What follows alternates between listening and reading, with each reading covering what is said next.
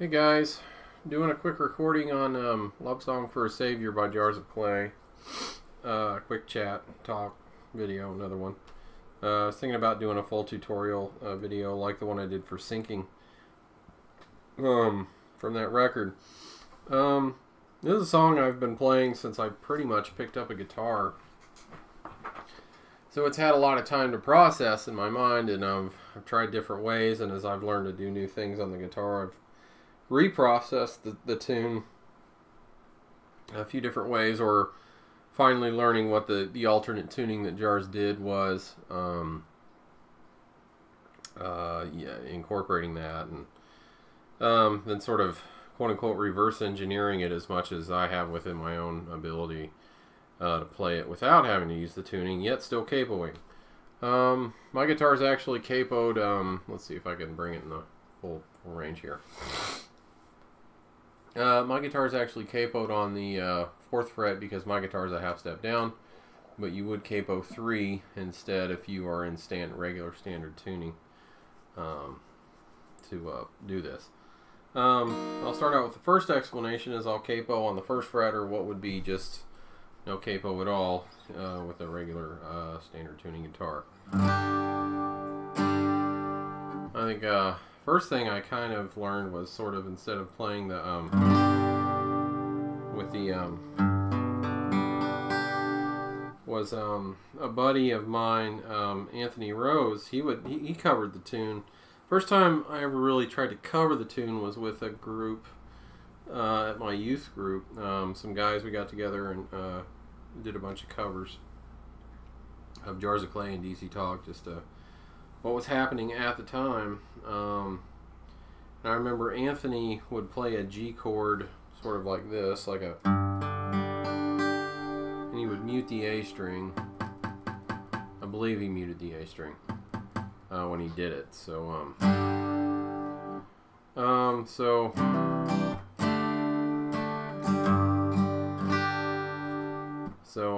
the first chord that's suggested in the songbook is some kind of C. I don't know if it's an added ninth or what. I can't remember the exact name. But the one that sounds most agreeable to my ear is this shape here, which I think is an added ninth. So that's a D suspended to a G. So I'll approximate the names of the chords because I'm not enough of a music theory authoritarian to really give you exactly what I'm doing or what's truly happening, because that would be the whole process of processing how the chords work within the alternate tuning. So anyway, this is my chat. So this is me. I get to go on and on, nerd out to what I've done over time. So, first chord being a C to a D to a G, before we start doing the E minor to a D to a G. So something like this.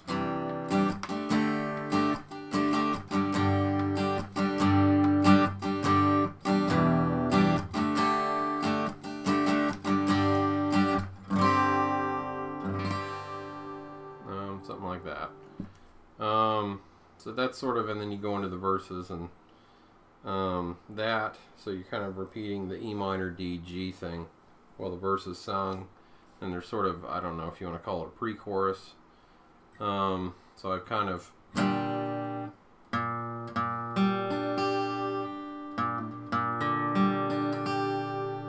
kind of I guess you can go ahead and let that D string ring without muting it, or you could mute it.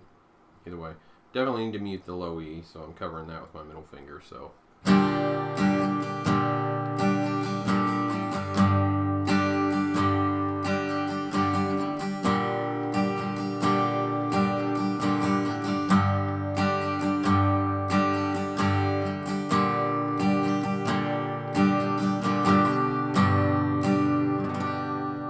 That third time to sort of, I think, kind of do what's happening with the cello notes, is that kind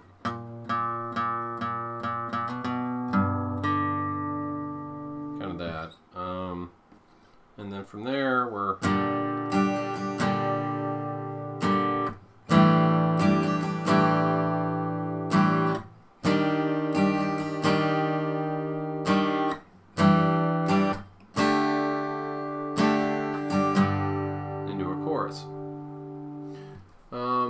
So that's just, it's what's nice about that method is you're kind of just, it's everything that these fingers are staying here pretty much the whole time, and you're just kind of finding wherever the bass notes need to be.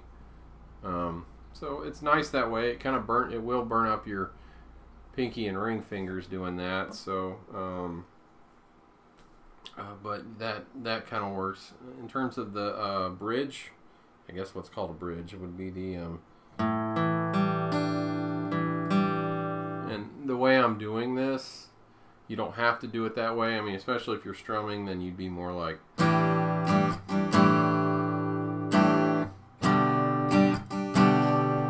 And what my middle finger is doing is it's muting the E. It's not doing it's just keeping that quiet while I go through those changes. So the A minor, G with B in the bass, B being the ruling note, into an E minor, and I'm not playing the full. I'm going to. I'm doing a rather I'm doing this.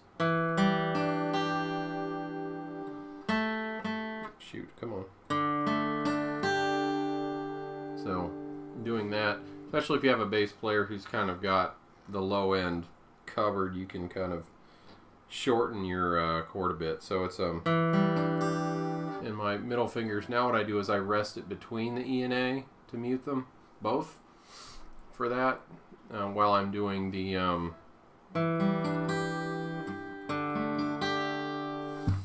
there, and then continuing on with the bridge.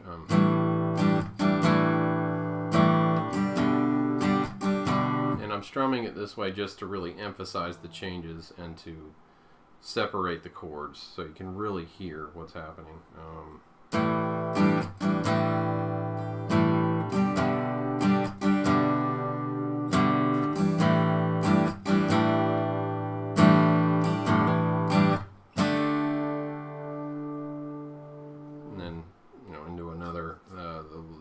And stuff like that.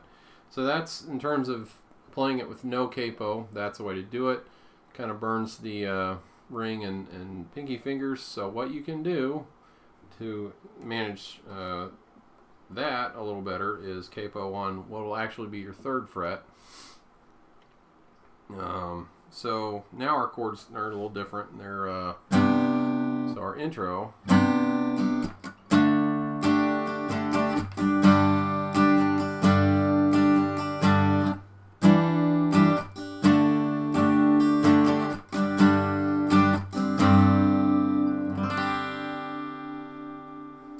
Suspended.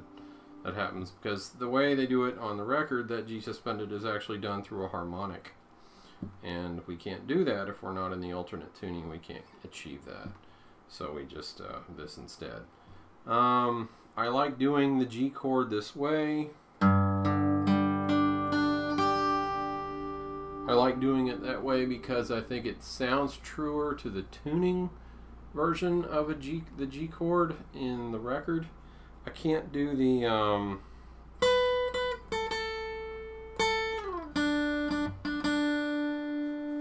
thing. I can't do the this shape here that's done on the record, which would technically be sorry, if I was trying to do it in standard, it would be here.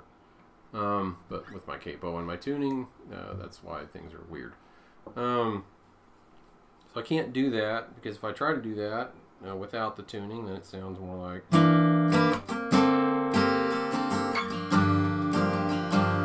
So yeah, it doesn't sound right at all.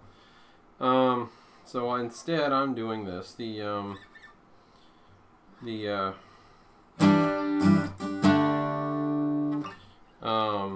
And I'll even do. Sometimes I'll do a.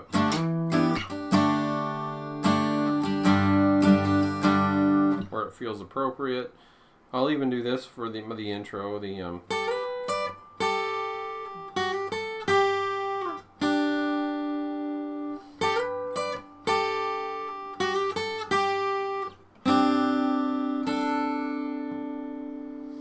so I can kind of, with that intro lick thing I do there, I can So I'm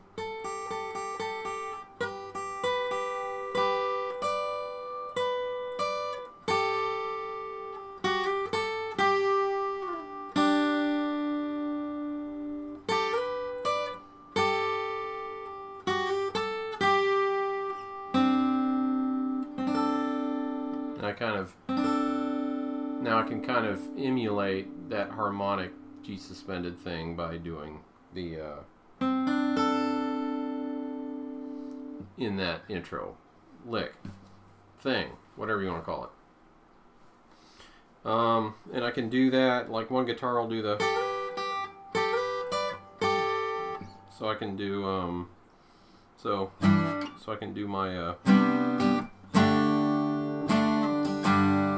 well, that's happening, and they sound nice together. They do, they're nice. So if you have two guitars and you're sort of in a limited situation with just guitars, you can still get a pretty decent cover that way of the song. And you can kind of, whenever those pan flutes are supposed to happen, just play that lick again.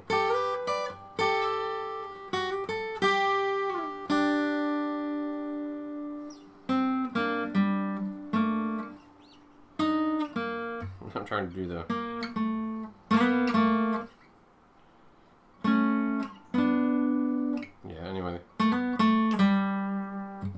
Starting to get more of the pan flute stuff happening. You know, that's up to you whether you want to figure that stuff out. In terms of the bridge, that happens.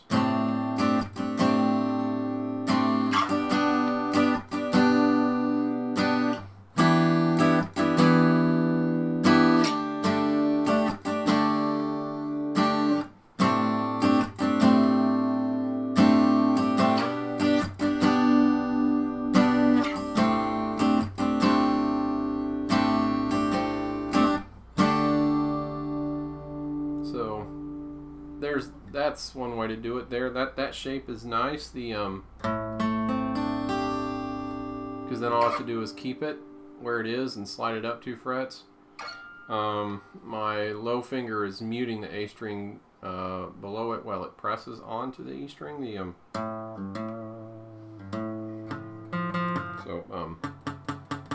So that's muted while I do that. So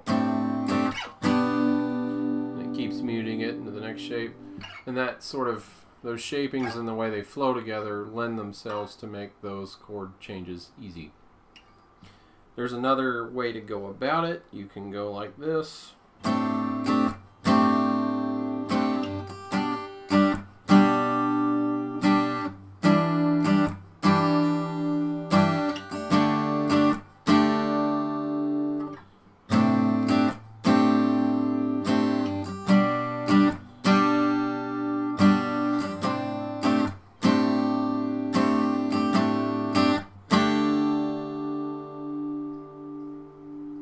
Or even, I guess, and that's not a disagreeable chord, for your something instead of the straight D suspended. I'm muting my low E with my ring finger, since I'm strumming a lot. So that's a couple ways to approach the bridge with the capo on the 3rd fret. There, and that little lick is nice. And then even another way I've been playing with more recently is playing it with capo on a 5th fret. So now I'm doing things like this. I'm going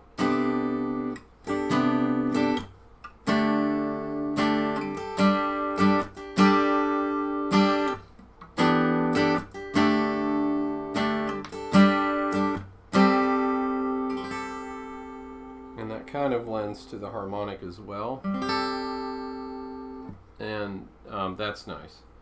So what's nice with this guitar part is maybe you can mix it with the thing on the 3rd fret, or even the no capo at all thing, or you can do maybe even try something that's all 3. You can try to find a balance, a juxtaposition between the 3 parts. Maybe during when this is doing, maybe this is your intro. So you're doing the sorry, I'm having trouble making my changes. You can have the capo down there and try the,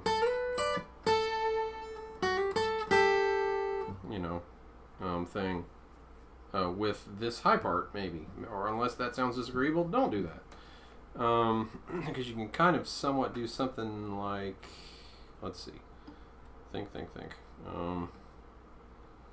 Sorry, I'm trying to line my fingers.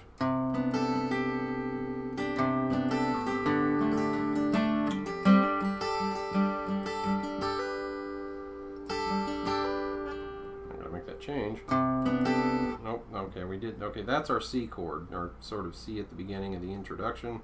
I'm gonna mute in the A. I'm strumming this to my A minor. I gotta get that pinky up. Here's my D suspended. Here's my G.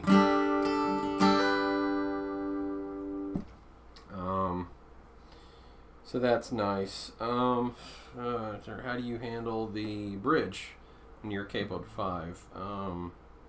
If you're going to play the guitar on the capo 5 while that's happening, then you're doing something like this. See, E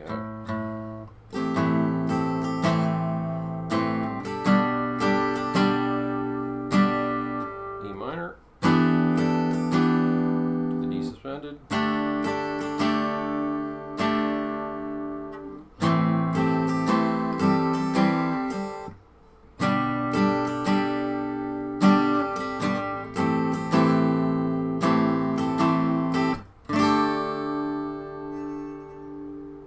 So you try it. This can be a little bit disagreeable sounding with the other two guitar parts. So it's like, for me, the way I would arrange it would sort of be when to do this and when to pull off of this and not do it. You can sort of come in and go out, and maybe that adds some more dynamic to the song. But it's an interesting experiment. I like it in a lot of ways. Or this by itself, maybe just with no other guitars, would be sort of an interesting way to cover the tune as well.